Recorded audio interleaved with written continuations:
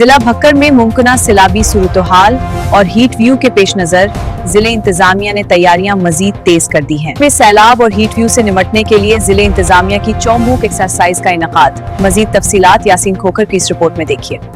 Deputy commissioner एहसान अली जमाली की हिदायत पर जिले में मुमकिना सैलाबी सूरत हाल और मौजूदा हीट वेव के पेश नजर इदारा जाती तैयारियों, वसाइल और इंतजाम के जायजे के लिए असिस्टेंट कमिश्नर ऑफिस बकर में चौथी मॉक एक्सरसाइज का इनेकाद किया गया। इस मौके पर मुख्तलिफ मुताल्लिका महकमों की जानिब से मुमकिना हंगामी हालात से निपटने के लिए किए गए इंतजाम, दस्तयाब वसाइल और हिफाजती इकदाम पर मुश्तमिल तफसीली ब्रीफिंग दी गई। डिप्टी कमिश्नर एहसान अली जमाली ने कहा कि जिला इंतजामिया शहरियों के जानो माल के तहफ्फुज़ को हर सूरत यकीनी बनाएगी।